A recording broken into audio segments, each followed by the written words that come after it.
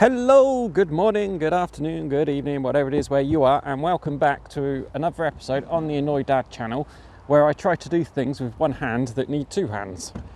There we go. Right, so that's that lid removed. Ooh, look, see, it's inside the beehive.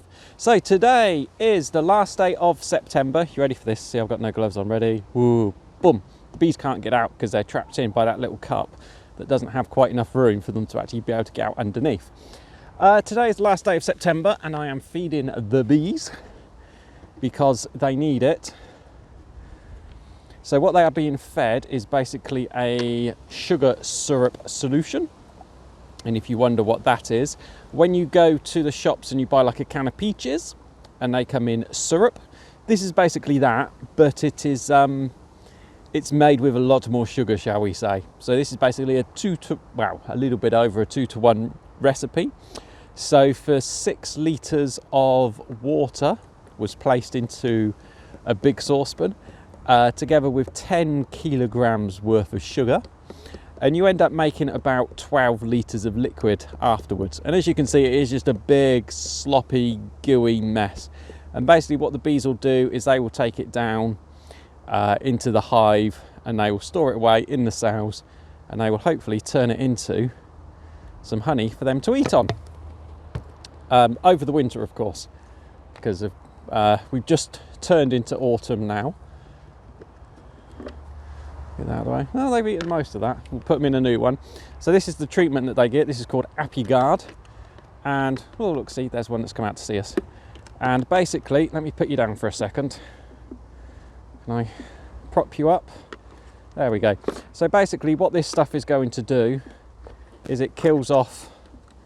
No, I can't do it. I'll do it in a second. I'll finish it off in a second. So it basically kills off the little mite that likes to piggyback on the back of the bees.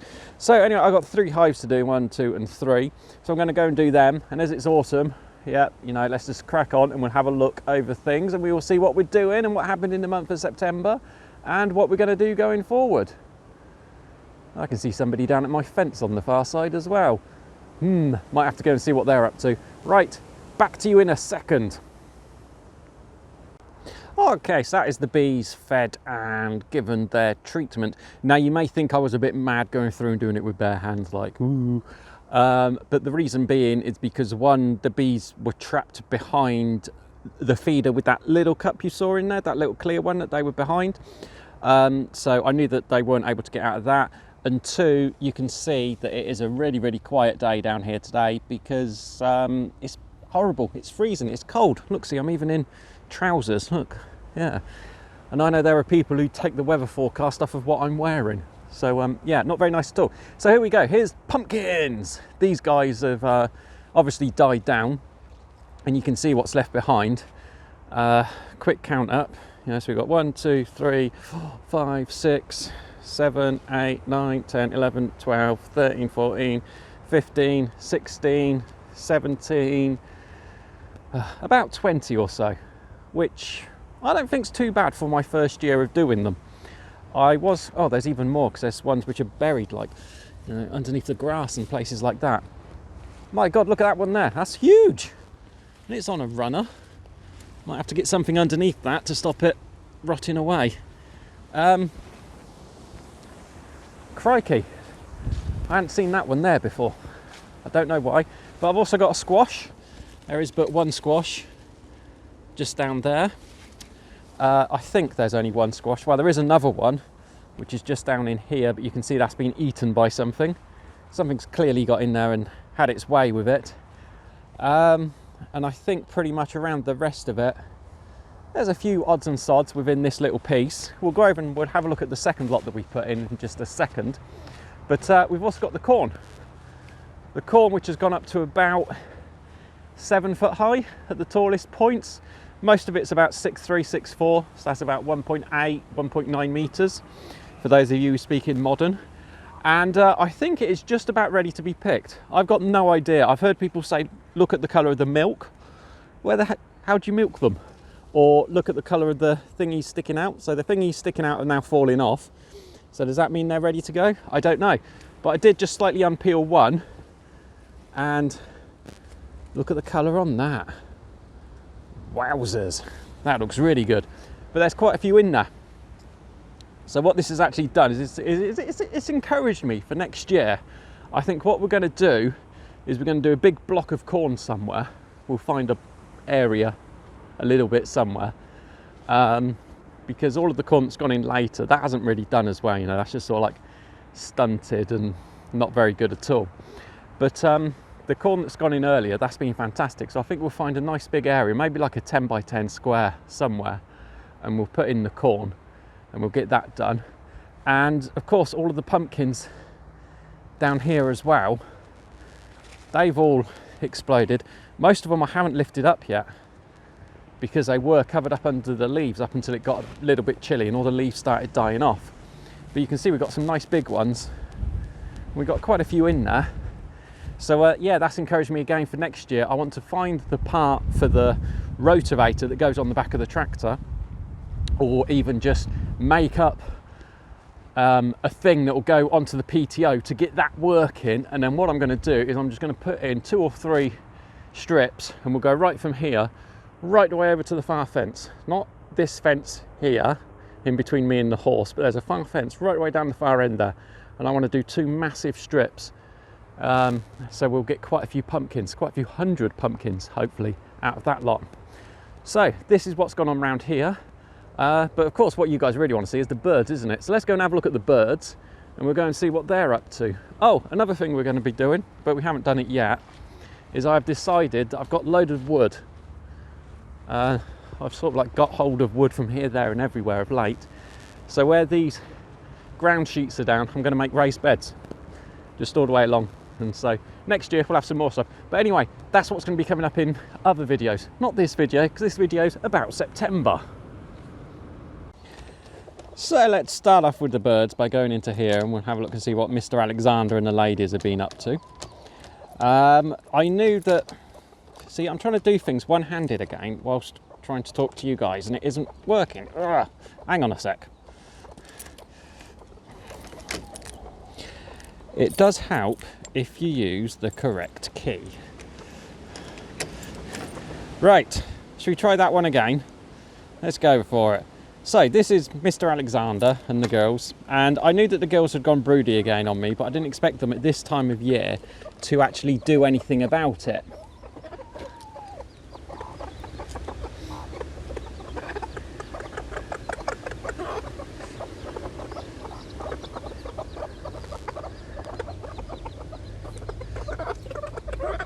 But indeed, they hatched out 4. See, there's one just gone over the back there. And Mr. Alexander's trying to attack me. They want to come out, but I'm not letting them out, not while they've got the little chicks. So they originally hatched out 4. And one of them, unfortunately, didn't make it. I'm not 100% sure of the reasons why. But it didn't make it, unfortunately. But these things do happen. So yeah, unfortunately, or maybe fortunately, whichever way you want to describe it, I'm now left with 4 extras in there, which is fine. I don't mind that. That's not too much of an issue. See, I've got light in here now from the solar panels, and I got eggs that are ready to take up to the other farm a little bit later on. So am I going to need my keys? No, I'm not going to need my keys. Right, so let's go and have a look at the other birds, and we'll take a look and we'll see what's been happening and what's been going on. So there are extra birds in the brooder. That's a video coming up. I just haven't got around to actually getting it out yet, but that is happening soon. The chicks they hatched out in here, these guys hatched out, they're almost as big as the parents' birds now, so it's virtually time to be able to get rid of those. There's Steve-O, our disabled duck. He's still with us. So into the chickens. Okay, we've had a minor issue here in the chickens. Earlier on this month, first time in 2021, we had a fox attack. And it was one of those attacks where, had I been down here literally 3 minutes earlier, it would have stopped. Because I came down, there was, oh, I'm being chased by the girls and the boys. They're all chasing me today. See, watch this. There we go. Oh, I'm getting myself all caught up. There we are. Right, so I came down and there was 2 birds that were dead down here. And I come round here. What are you doing out, Jake? and there was another one who was dead just in here. And then we saw the fox was just over there by the hedge, and it then ran through our fence and across the farmer's field just over the back here, and actually left a bird down there. The bird it left down there was still alive, so I picked that up together with one that was just in the gateway here, was also still alive. I did what I could, but we lost them, unfortunately. So we lost, in that one attack, we lost a total of 4 birds, but the fox didn't get anything. And I think that's the vital thing, that you don't allow the fox to learn that it can actually come in and get stuff. And then in here, just over the back, you can see where that bit of blue is, just over the back there? That's the blue tarpaulin on the top of a coop. And we had 4 birds in there, and the day after we had the fox attack, I'm not sure if it was a rat or a stoat or a weasel or whatever, got in there and it killed 4. There was 5 birds in there, and we're still nursing one of them back to health.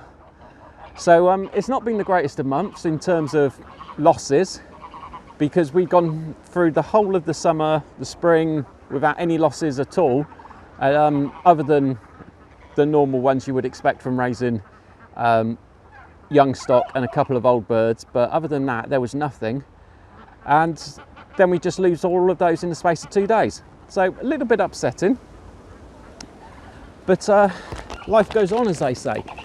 But other than that, I think I've sold the turkeys. They've been advertised up, and I think I've sold them something like 6 or 7 times, but blooming people just never turn up for them.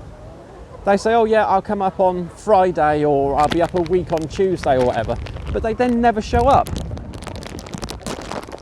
Just have to excuse me whilst I open up a packet. I'm like a person in the cinema. So I've got some muesli here that we were given, but I don't eat muesli.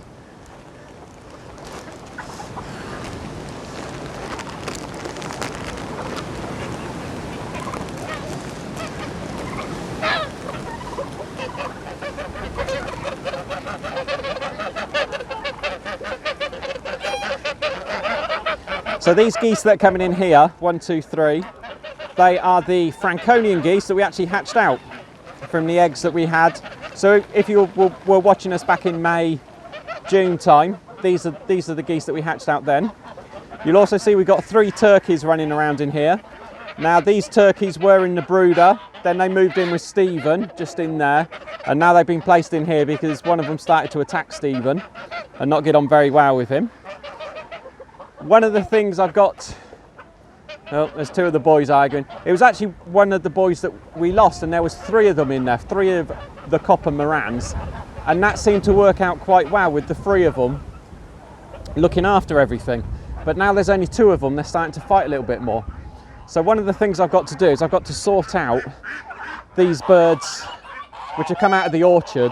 I've got more birds still within the orchard, but I need to go through everything and do up like an inventory and see what I've got, what I want to keep, and what I'm going to get rid of. Ain't that right, geese? Are we going to get rid of the geese? Yeah, you see, they go all quiet at that point. So yeah, I've got to work out what I'm going to do with them and basically go forward from there. So that's going to be one upcoming video where we go around and we do... He's a big old boy, ain't he? So that's going to be one of the upcoming videos where we go around and we do the inventory. I've got other ones on updates for the security of the place. And we got a few other projects that are ongoing, including trying to work out the water project. Now, you might have heard it's a bit windy, it's a bit loud, and it's been a bit wet around here. As I said previously, we're at the end of September now. A week ago, I wasn't able to get a spade in the ground out here in the field because it was just that dry and that hard. Now we've had a couple of days worth of rain, the whole lot has just freed itself up, and it is so much easier just to get the spade in the ground now and get things done. So nothing's happened with these guys. I've still got to work out what I'm going to do with them. I don't quite know yet. We're obviously going to keep the Franconians, which are the light ones, over here, and the Steinbecker, which is there, Mr. A. But the geese, I don't know. And Sherby seems to have gone off me a little bit as well at the minute. But yeah, there we go. So anyway, many thanks for watching another video. This is obviously our update video, so we've got a few more coming up. And until the next video, please do like, comment and subscribe. Yeah, see, that was a goose telling you what it would do if you don't subscribe. Yeah. All right, thanks again for watching. Bye-bye.